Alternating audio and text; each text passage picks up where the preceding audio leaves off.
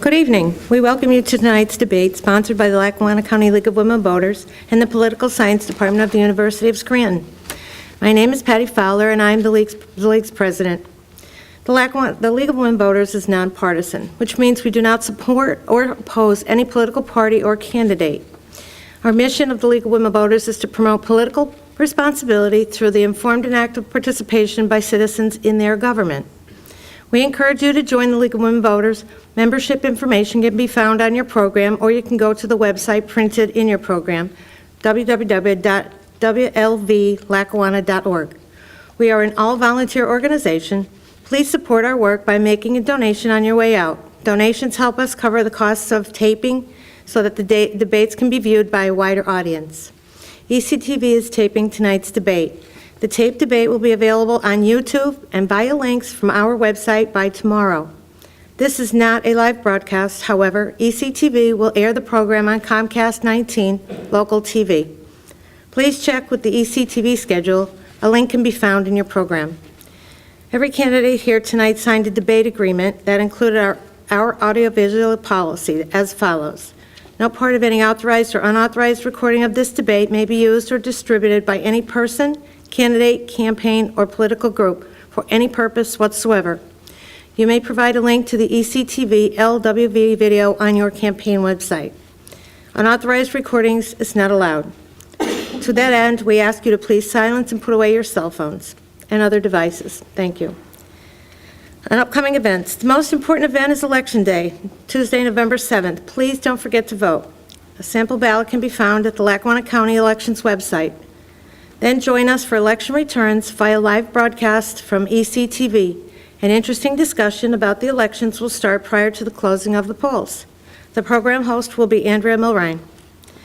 Tonight's debate is between candidates for Scranton City Council. Our moderator is Jean Harris. I'd like to introduce Dr. Jean Harris from the Political Science of the University of Scranton. Good evening, and thank you for being with us this evening. I'll let you know how we're going to proceed. So I will introduce each of the candidates with a brief bio. Then I'll ask the candidates questions. The questions were developed by members of the League of Women Voters. The candidates have not been provided with the questions ahead of time. All candidates will be asked to respond to the same questions. Each candidate will have 2 minutes to answer each question. Any time that they do not use cannot be saved for future questions. Denise in the front row will hold up for the candidates a 30-second sign when there are 30 seconds left, and then when their time is up, a stop sign. They can finish their thought, but if they talk for too long, I will politely cut them off. Each candidate also has 3 30-second rebuttals that they can use during the debate. If a candidate wants to rebut, they just need to wait until all 4 candidates have answered the question, and then they can ask for a rebuttal. Each candidate will then, at the end, have 2 minutes to make a closing statement. We ask that you, the audience members, please shut off your phones or at least put them on vibrate. Also, please refrain from any expressions of support or opposition, approval or disapproval throughout the event so that we can get through as many questions as possible. At the end, after each closing statement, is the time that you can show support for your candidates. We drew straws at the beginning, or a little while ago, to decide the order of questioning. Mr. DeBilio will answer the first question first, and then we'll go down the table. The second question will be answered first by Mr. Donahue, and so forth. We also drew straws to see who would do their closing statement first, and Mr. Gahn will be doing his closing statement first. Now I would like to introduce each candidate with just a brief bio. So Mr. DeBilio is a graduate of West Scranton High School. In the insurance industry, he has been involved in licensing and continuing education as well. His civic experience includes he served as a member of the City Home Rule Charter Study Commission in 2000 and 2001, and he served as a member of the city's Recreation Authority. His professional experience includes being an insurance agent. Mr. Donahue is a graduate of Bishop Hannon High School. He also has a Bachelor of Arts in Political Science and Public Communication from Temple University. His political experience includes Lackawanna County PA Democratic State Committee member from 2011 to present, PA Democratic Party Executive Committee representing the 22nd Senatorial District from 2014 to present, Scranton School Board member, and a candidate for Scranton City Controller in 2015. His civic experience includes a member of the St. Patrick's Day Parade Association of Lackawanna County and a member of the Friendly Sons of St. Patrick of Lackawanna County. His professional experience is he's an assistant treasurer for the Citizens for Biden in 2008. He held that position. He was deputy campaign manager for Udicek for State Senate in 2010, deputy political director for Kearney for Congress in 2010, campaign manager for Vinsco for Congress in 2011, and he's currently a consultant and self-employed at this time. Mr. Gahn is a graduate from Scranton High School. He also has a bachelor's degree from the University of Scranton in communications with a minor in history, a Master of Science in Secondary Education History from the University of Scranton, and he is a Pennsylvania certified teacher for history and English grades 7 through 12. His political experience includes currently being a councilman at Scranton City Councilman. Civic experience includes Equal Opportunity Specialist for the City of Scranton Office of Economic and Community Development from 2011 to 2013, a member of the Lackawanna County St. Patrick's Day Parade Association, and a member of the North Scranton Neighborhood Association. His professional experience includes he is currently an 11th and 12th grade American government teacher at the Commonwealth Charter Academy. Mr. Rogan is a graduate of West Scranton High School, and he has a bachelor degree in political science from the University of Scranton. His political experience includes currently being a member of Scranton City Council. Civic experience includes the Greater Scranton Jaycees and a Scranton Chamber of Commerce Government Affairs Committee, serving on the Government Affairs Committee. He currently is a employee benefits consultant for Power Kunkel Benefits Consulting, and he is also a realtor. Thank you for joining us this evening. The first question, as I said, will start with Mr. DeBillio. The gritty reality of being hired by the voters to serve on City Council of Scranton is that it will be a really difficult job. Why do you want this difficult job? Okay, I think I'm on. First of all, I'd like to thank the League of Women Voters for having us here and giving us this opportunity to reach out to the community and talk about our thoughts and our views on city government. I am here because I care about Scranton. I love the city of Scranton. The city of Scranton is the only city that I have ever lived in.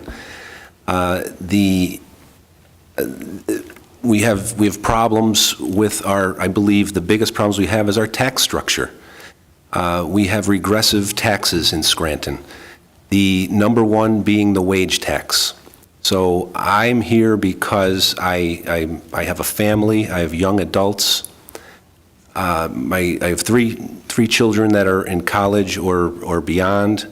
I want them to be able to come back to Scranton and make Scranton their home.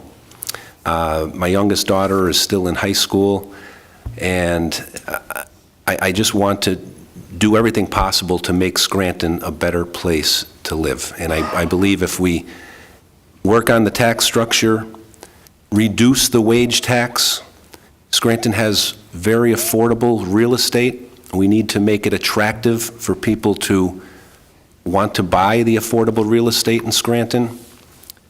And by doing that, we have to fix our tax structure. Thank you. Thank you. Same question to Mr. Donahue.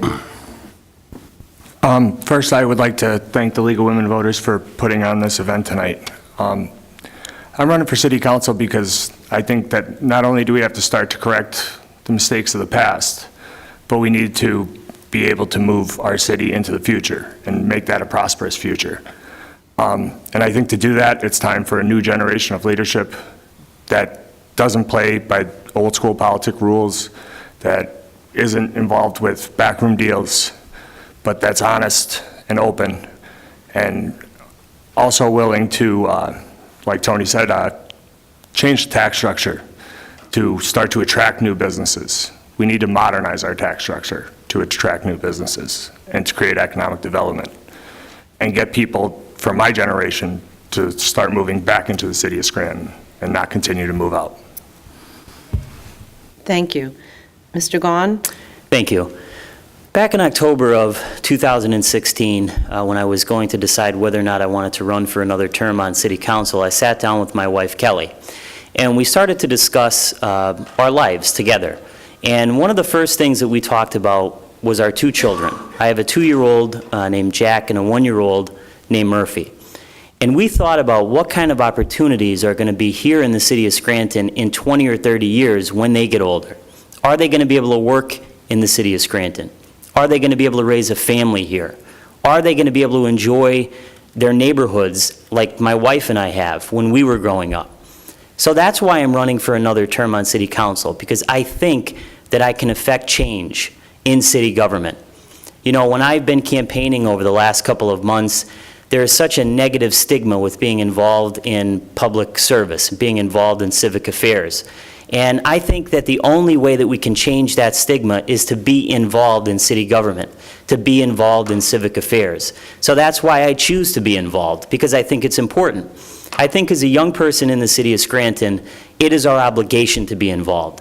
Whether you choose public service, whether you go to be a nurse or a cop or a fireman, something. You've got to give something back. I went to school here at the University of Scranton. I've been afforded a lot of opportunities in my life. I know no other way than to give back, than to serve on city council and to try to change this city so that in 20, 30, 40 years I can look back and I can tell my children, I did that. Now it's time for you to step up and for you to be involved. Thank you. Thank you. Mr. Rogan? Yes, thank you. I'd also like to thank the League of Women Voters for putting this together and the University of Scranton for hosting us tonight. I'm a lifelong resident of Scranton, and I want the city to be the best place it can be for all of its residents. I truly love the city. That is why I have run for city council. That's why I'm running again. There has been a lot of progress made in the city, but there's a ton of work that still needs to be done. Just going to neighboring cities around the area, you could see a lot of the advantages that we have in Scranton. The strongest thing that helps the city of Scranton is its people. Whenever there's somebody in need in Scranton, the community comes together. There's fundraisers every weekend all throughout the community to help people who are in need. And that's why I'm running. I want the city to be the best place that it could be for all of its residents. Thank you. The second question will start with Mr. Donahue. Please tell us what you believe is the most important quality for an effective council person for the city of Scranton and why that quality is so important. I think the number one quality is honesty. I think we have to be honest with each other. We have to be honest with each other when we need to tell each other that we can't afford to continue to hand out jobs, that government around here anymore isn't an employment agency. I think we have to be honest and open in our communication about city services. For example, with what's going on up in the hill section with paving and there's utility companies, but it's a lack of communication and a lack of honesty that this is going to take some time. So I would definitely say that honesty is the number one quality. Thank you. Thank you.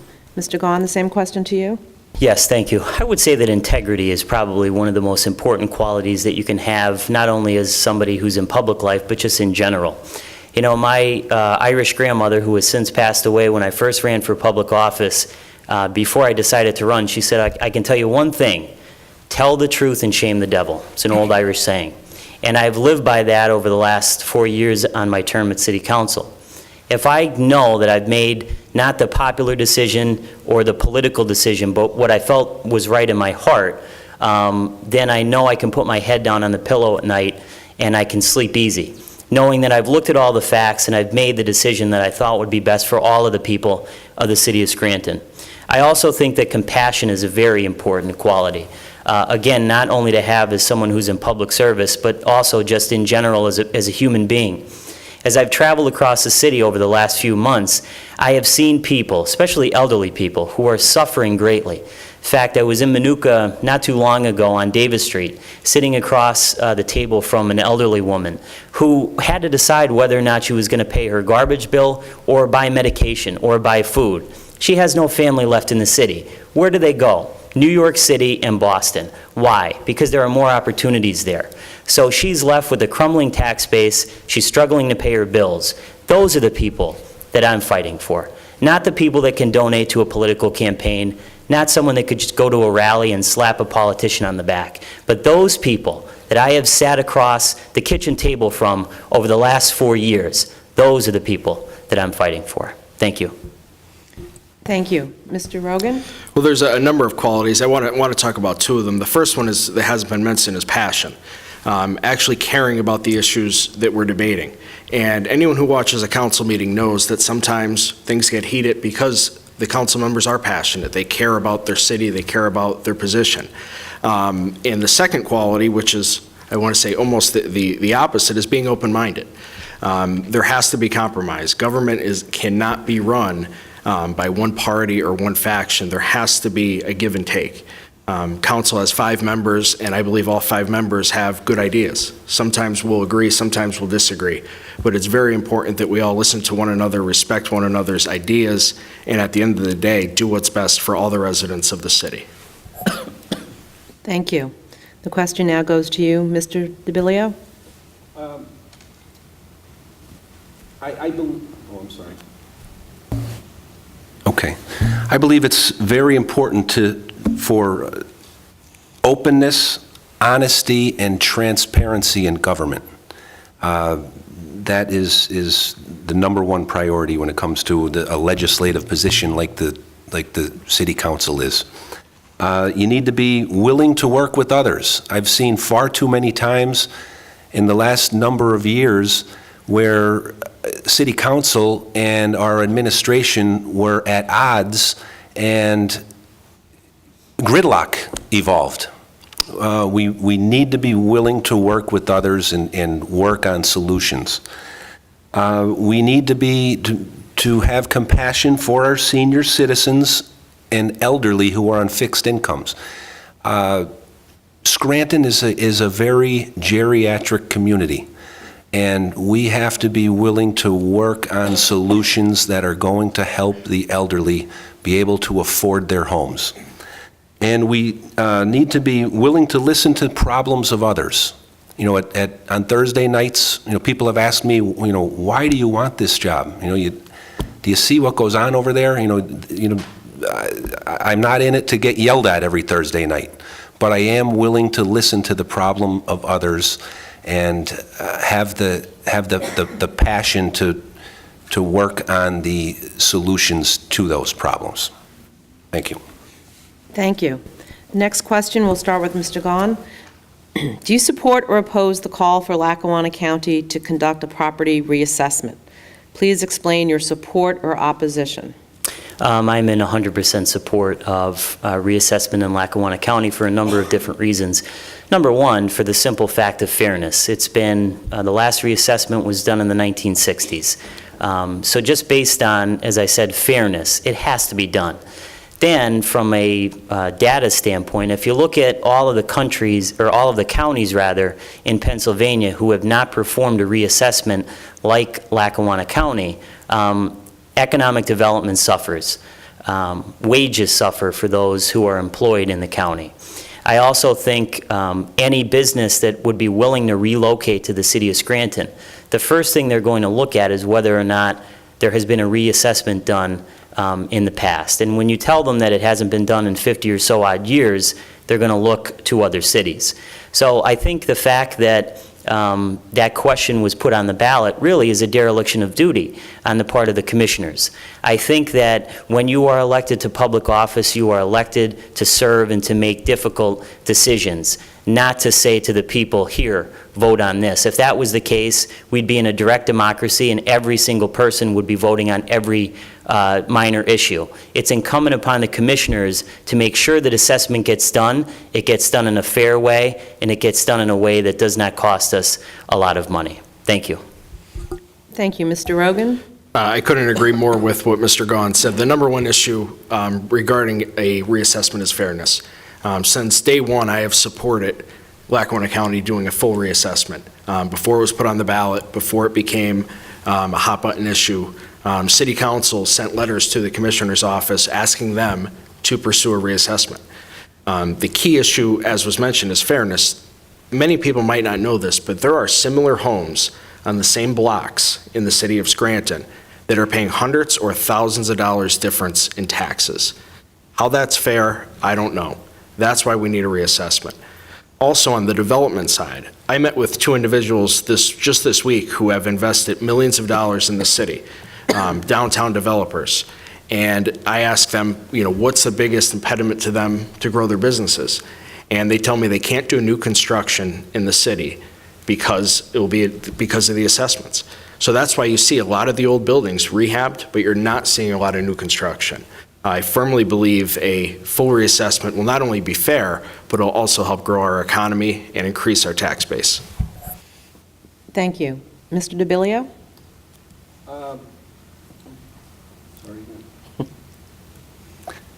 Same theme here.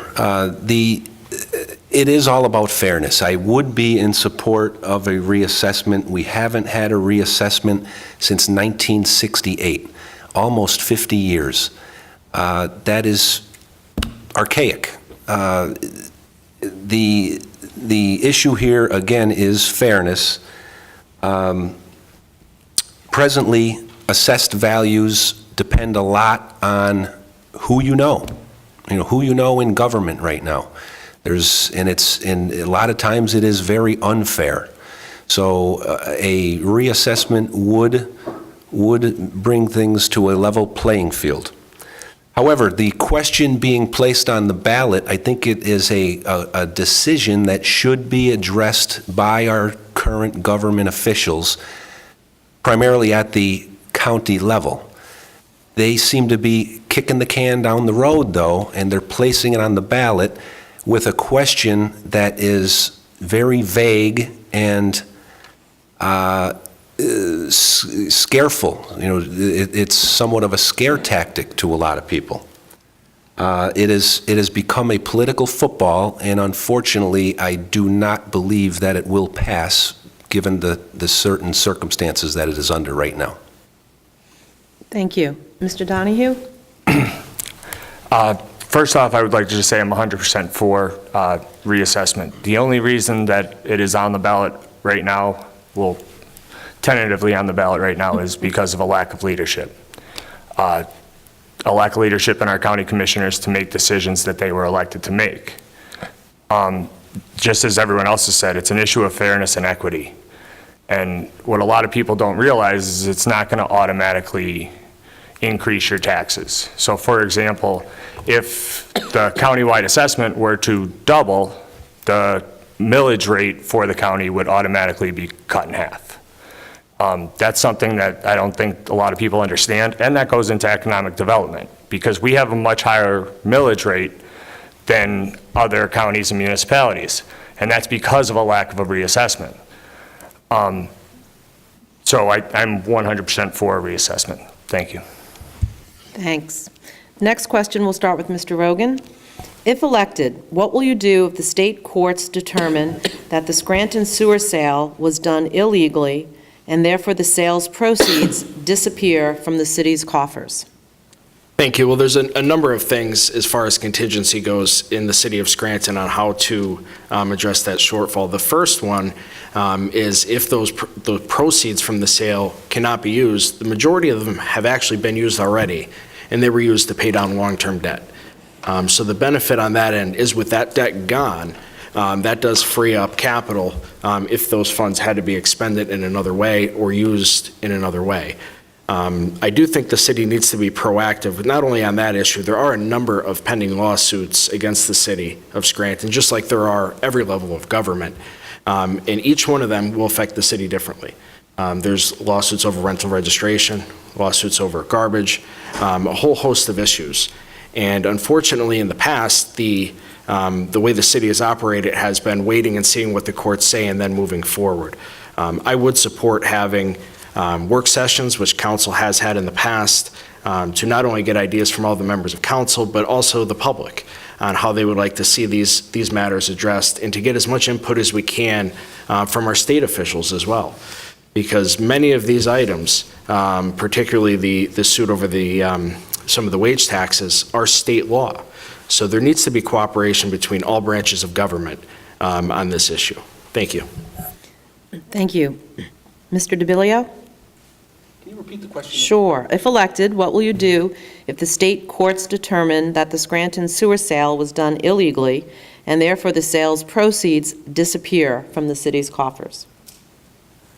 Well, this question is very complex. It appears as though that I believe that proper due diligence maybe has not been served when it comes to this issue by Scranton City Council. We appear to be in violation of the Pennsylvania Municipal Authorities Act, and there's going to be much litigation regarding this issue. And Scranton is rolling the dice. They're hoping that this stands, and it's going to that it would get us out of a lot of troubles that have been caused from past administrations, past decisions, past arbitration awards. This is our golden parachute.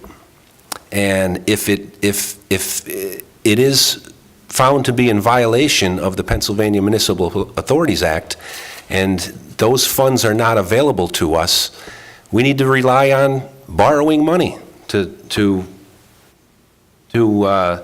cover the cost of everything that has been spent so far. And unfortunately, the city has not had a great bond rating. It is getting better. But again, the answer would be the only answer is to borrow more money and incur more debt. I don't believe that's the proper decision, but that would have to be the only solution at this point. Thank you. Mr. Donahue? Thank you. First off, number one, I believe that this issue is going to work its way through the courts on a multitude of different issues. There's multiple different lawsuits against the city concerning the sewer authority. I think the city's number one option, and this is only speaking in a hypothetical, if the state courts overturn the way the proceeds were sent regarding the Municipal Authorities Act. But I think that the first option would be to, number one, take the lawyers that we paid $3.1 million to court. And hopefully their errors and omissions insurance is paid up. Because if we have to pay back even a single dime of that, someone's going to be held responsible for that. Thank you. Thank you. Mr. Gahn? Yes, just as recently as this past Thursday, I have been calling on the mayor, the business administrator, and other city officials to get together at a public meeting and to come up with a Plan B. What really horrified me, to be honest with you, is, well, first of all, we have a strong mayor form of government. So the mayor is the leader of the city of Scranton. And when we were faced with these 3 lawsuits and the mayor was interviewed by the Scranton Times, his response to what his Plan B would be was, there is no Plan B. We need to trust the attorneys. Ladies and gentlemen, if that's the answer from the person who's running the city, that's pretty scary. Over the last 4 years, I have seen the attorneys that have been working on these various deals, the sewer deal and the parking deal, stick their hand in the piggy bank and raid the city, as far as I'm concerned. So now you have the leader of the city look at council and the rest of the people who live here and say, by the way, don't worry about anything, trust the lawyers. That's the scariest thing I've ever heard. What we need to do is get together with the mayor, with the business administrator, with the financial community, and have a Plan B. What are the financial burdens going to be on future budgets? What are the projections, even if we lose one of these lawsuits? Please keep in mind that in 3 years, We are either going to exit Act 47 per the legislation in the state, or we are going to go into receivership. There are only two options. So my concern is if we even lose one of these, that will negatively affect the possibility of exiting Act 47. So in short, we need more leadership from the mayor's office. We need to have a public meeting with the mayor, the business administrator, and they need to lay out where we're going in the next few years, even if we lose one of these. Again, not acceptable to say, trust the attorneys. We trusted them with the sewer deal, and look at what happened there. I'd like any one of you in the audience tonight or those at home to think of a time when you made $20,000 in 1 month. $20,000 in 1 month. And we're supposed to trust the attorneys? I don't think so. Thank you. Thank you. The next question will start with Mr. DeVillio. State Auditor General Eugene D. Pasquale recently presented his assessment of the Scranton School District's financial situation. Do you believe the school district situation, as presented by Mr. D. Pasquale, will have an impact on the city and the city government? If so, what actions would you take to deal with that impact? Well, in listening to Mr. D. Pasquale's assessment of the Scranton School District, it was horrifying. The decisions that were made over a long period of time were improper and illegal. And it appears as though we've had leadership between the school board and the school administrators who were aware of this, and they allowed it to happen. And that just cannot happen at any form of government. And I don't mean to go negative, but there is one candidate at the dais today that had a chance to do something about this. They were in a position to not only vote no on certain things, but to blow the whistle on this. And they could have stayed there and did what was right, but they walked away. They saw there were problems and they walked away from the issue. And now they're coming to Scranton City Council and want to bring their acumen to Scranton City Council. And I don't know if we can afford that at this level. And it will have a negative effect. The school board and school district situation is definitely going to have a negative effect on real estate values and businesses moving into town. And it's hard to imagine what's going to happen going forward. Thank you. Mr. Donahue, will Mr. D. Pasquale's assessment of the school district's financial situation have an impact on the city and city government? And if so, what actions would you take to deal with that impact?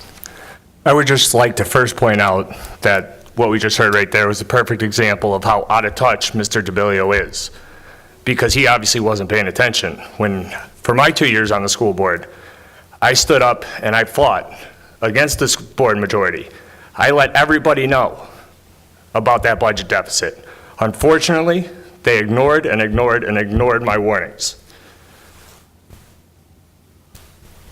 Instead of running for re-election, I decided to run for Scranton City Controller because I thought that I'd be more of use. I'd be more effective. Unfortunately, I came a little short. So now I'm getting back into city government, or trying to get back into city government. For 2 years, I've been waiting for the day that last Tuesday was, when the Auditor General came out with their report. Because that board ignored my warnings for 2 years. But this report, this Auditor General's report, is not something that the school board could ignore anymore. And unfortunately, I don't believe that the board is capable of making the decisions that need to be made to get the school district into good financial condition. And I think the only possible thing, and I said this 2 years ago, that could help this school district is for someone else to come in and make the decisions for them. Thank you. Thank you. Mr. Gahn, the question to you, will the recent Auditor General's assessment of the Scranton School District's financial situation have an impact on the city and the city government? And if so, what actions would you take to deal with that impact? I certainly think that it will have a major impact on the city's finances. Just use an example of a young man and a young woman who are working at the medical school. They're going for their, to become doctors. They like the city of Scranton, and they might want to stay here. What's the first thing that two young professionals who are considering starting a family are going to look at? They're going to look at the school district. What I said on Thursday at the council meeting was, and it is the truth, although it's very blunt, there's been a culture of incompetence in the school district for decades. There's also been a culture of incompetence in the city and county level for decades. Just pick the newspaper up today and look at some of the articles in there. How are we going to attract young professionals to stay in this city when almost every politician and anybody in public service seems like they're there to live off of the people rather than live for them and work for them? I thought one of the recommendations that Mr. DePasquale made, I think the school board needs to address first, and that's getting their heads out of their rear ends and understanding that they are there to work for the people. Not for the campaign donors, not for the person that might need a job, but for the people, the senior citizens, all of the people in the city of Scranton. Once they do that and they realize that they're involved in public service to work for the people and not for themselves, then and only then do I think the city of Scranton can start to look at a shared services committee, a regional approach, intergovernmental cooperation. But you cannot accomplish those things if you have all of this incompetence, because so many people have paid for the school district and the city's ineptitude over a number of different years. So we need to put an end to that first before we do anything. Thank you. Thank you. Mr. Rogan? Thank you. I'm very glad this question was asked tonight, because 2 weeks ago, even before this report came out, I spoke about this issue at our city council meeting. I spoke about how, at the end of the day, the financial condition of the city and the school district are tied together. The city of Scranton financially is in much better shape than in the past. The school district is not. But to the average taxpayer, to all of us, it doesn't matter whether the money is going to the school district or the city. All you know is that you're writing a check for a higher amount. I'm sure everyone knows that the school taxes are the biggest part of your tax bill. When you pay that tax bill, the majority of it's going to the school district. And since this report came out, it's really put everyone's eyes on it.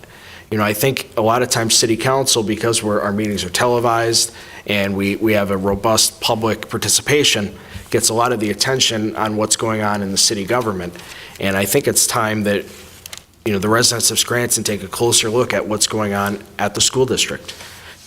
As I mentioned 2 weeks ago, even before this report came out, I did call for a committee for the city and the school district to work together on areas where we could save money.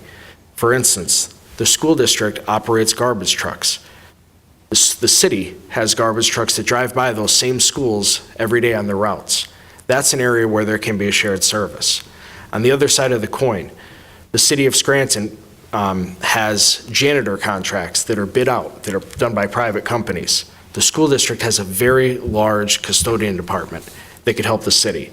So they're just two simple ways where I think there can be cooperation, but I think if we all sit down and work together, there can be ways the school district and the city could work together to save the taxpayers money. Thank you. Yes. Can I get a rebuttal? Yes. I would just like to rebut Mr. Donahue's statement. I don't believe that I am out of touch with reality. I don't mean I'm not attacking Mr. Donahue personally. I like Mr. Donahue. I think he's a very nice young man and a gentleman. However, he was in a position to make effective change. And if I were in that same position, I would have not, and I was aware of what was going on, I would not have walked away from that position without first jumping on that, on the conference table and making sure everybody knew what was going on and what was wrong with the school district. Thank you. Mr. Donahue, did you want a rebuttal? Yes, I was there for 2 years, and if you can't see these gray hairs on my head, most of those are from my 2 years on the school district. And that's because I was standing on top of the dais, screaming about the deficit. No one listened. They ignored me time after time after time after time. Thank you. Thank you. This next question will start with Mr. Donahue. Scranton's Home Rule Charter authorizes the mayor to draft a proposed budget. The charter also mandates that the total of proposed expenditures shall not exceed the total estimated funds available, and that is a quote. The reality is that the city administration has a pattern of spending more than the funds available in each budget cycle. This is a structural deficit. It is not created by the highs and lows of the economic cycle. So the question is, please describe one specific change you are willing to fight for on the expenditure side of the budget, beginning in your first year, to move toward eliminating Scranton's structural budget deficit. Number one, I don't believe that eliminating the structural deficit is something that could happen overnight. It's something that has to be worked through and worked through.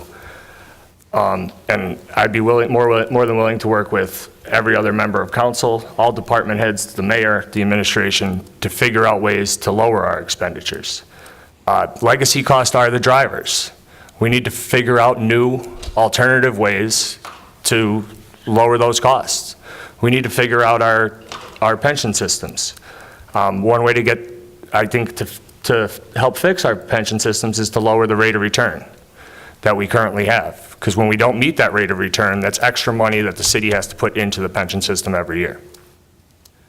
And I also think that we can't continue to overburden current city taxpayers. We need to expand our tax base.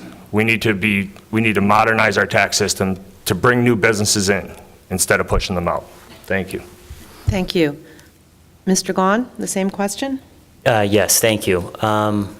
The 3-year exit plan and the financial projections presented to City Council and the Mayor by the Pennsylvania Economy League clearly show that over the next 3 years, the city's expenditures are going to rise and the city's revenues are either going to stay the same or drop a little bit. Why is that? It's because of legacy costs. Those are the drivers. If you look at our overall budget, it's about 75 to 80% salaries and benefits. I'm not blaming anybody for that, but back in 2015, I did object to the mayor signing new police and fire contracts, taking us out to 2021, which coincidentally takes us a year past exiting Act 47. We either have to exit or enter receivership by the year 2020. I didn't think that was a smart move. Anybody who says we can slash the budget or cut spending hasn't looked at the budget. There's not much room to work with. There's not much room to move and work the numbers. The other thing that I would take a look at, and I voted against every budget that's been proposed by Mayor Courtright over the last 3.5 years, is because he continues to give his department heads and employees in City Hall raises. $5,000, $10,000, $15,000. This isn't based on a salary study. This isn't based on merit. This isn't based on the fact that somebody did a good job or they produced a little bit more in their department. There is no rhyme or reason behind it, as far as I'm concerned, and I haven't heard a good reason so far in the past 3 years. So those are two areas in which I think that we should at least try to curb the spending, because it's always going to be there. The legacy costs are not going away. Thank you. Thank you. Mr. Rogan, same question? Yes, a lot of the points that were already made, I'll expand on it. Obviously, the pension is the biggest driver, and specifically the disability pensions. Everyone hears the stories about the person who went out on disability from the city and is working another job. The Times reported on that at length. I support it, and the whole council did, is having a third-party administrator for disability pensions. And some of the results of that are already starting to come through. There's been, the disability applications have been down significantly in the city.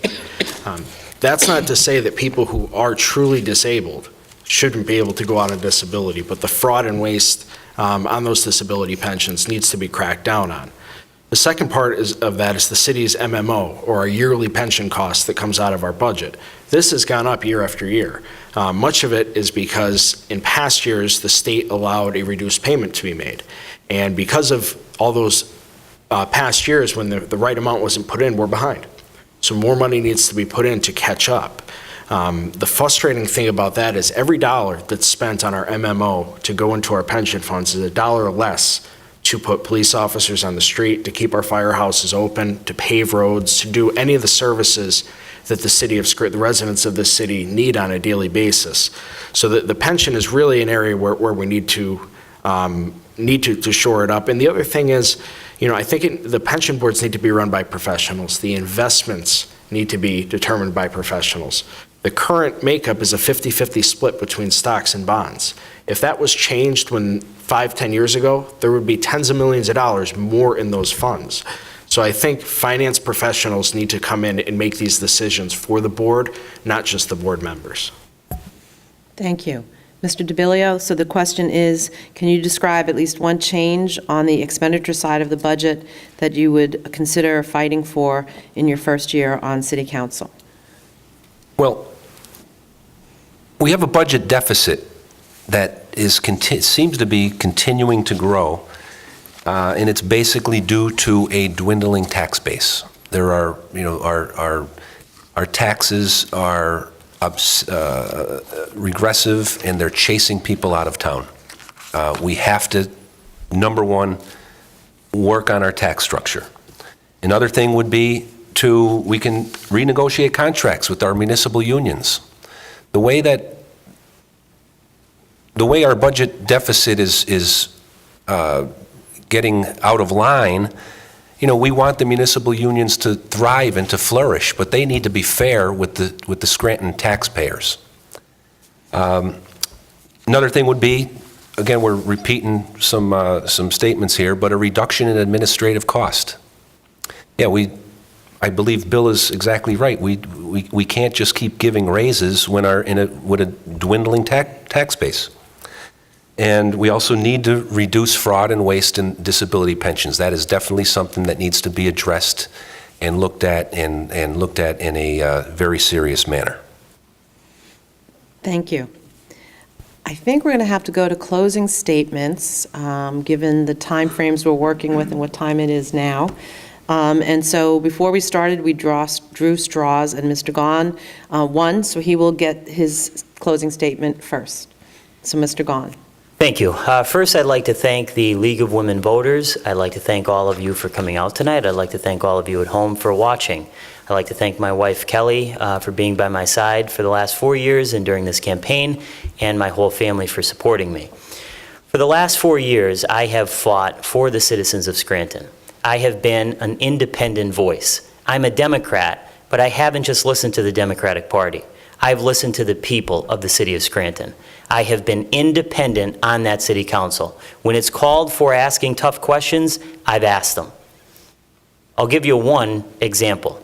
The Scranton Sewer Authority. I was one of the only councilmen to stand up and to ask the difficult and tough questions of that sale. When I did, when I asked for receipts from the mayor's major campaign contributor, I was sued for defamation. Some people might back down. I didn't, because truth is the ultimate defense. I fought that lawsuit and I ended up winning it. The gentleman dropped it. I will continue, if reelected, to fight for all of the people of the city of Scranton. Not doing the popular thing or the political thing, but doing the right thing.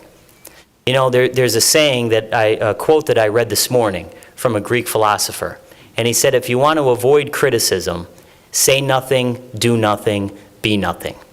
I like this position because we get to debate, we get to dissent, we get to disagree, but eventually we come to a compromise, and that is the main function of our legislative government. We are a check and a balance on the mayor's office, on the executive branch. And I think it's important that we have people in office who are going to stand up for what is right, who are going to have compassion, integrity, and who are going to continue to try to do the right thing for the city of Scranton. So I would humbly ask for your vote on November 7th, and I promise that I will continue to fight for all of the people of the city. Thank you. Thank you, Mr. Gahn.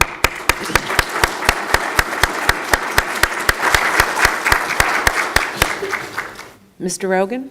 Yes, I would also like to thank the League of Women Voters, our audience today, everyone who's watching on ECTV, and I'd also like to thank my wife, Amanda, who has stood by me through this whole campaign. A lot of time spent apart while I'm out campaigning, but it's for a good cause.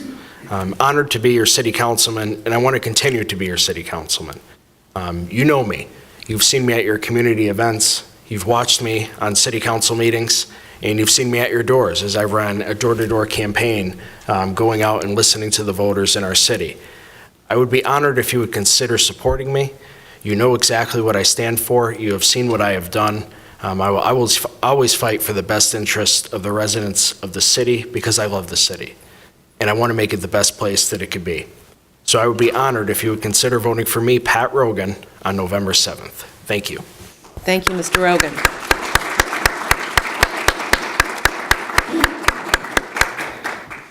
Mr. DeBilio? I would like to thank, again, the League of Women Voters for this opportunity. This is a great venue, to reach out to the community. A couple of issues that weren't brought up tonight is the Act 511 taxes. That's another situation where we are in litigation. Again, Scranton City Council passing legislation which is putting us into the court system. Because of that, we're overtaxing within that Act 511. Those Act 511 taxes, we are in violation of Pennsylvania municipal law. We're overtaxing our people, and that is, just cannot be stood for.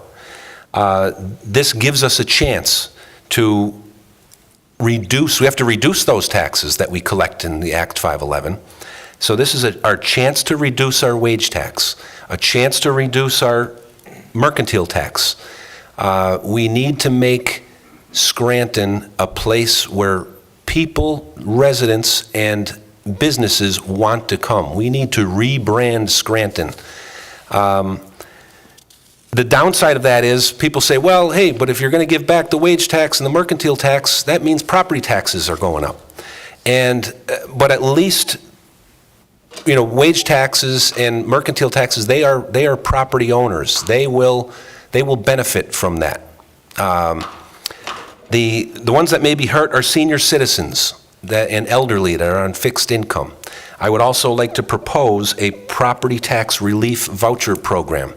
Households where mom and pop are trying to hang on to their home and they are on fixed incomes, the city should have a program. They need to investigate into a program that would allow for a voucher of their towards their local property taxes. And again, I appreciate the opportunity of being here, and I humbly ask for your vote on November 7th. Thank you, Mr. DeBilio.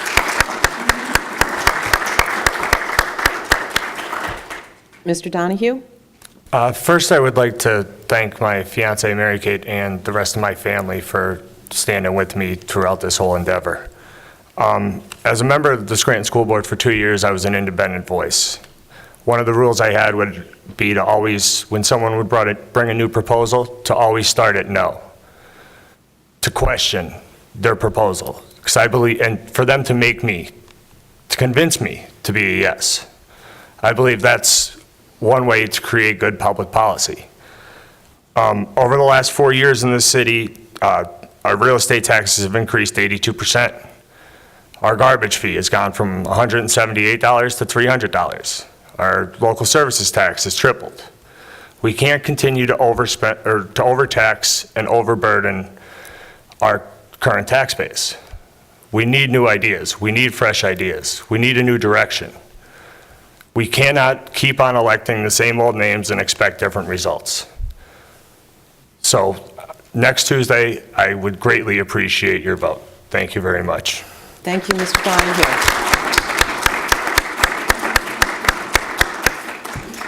So that concludes the debate part of our forum. I do want to remind everybody to go out and vote next Tuesday, November 7th.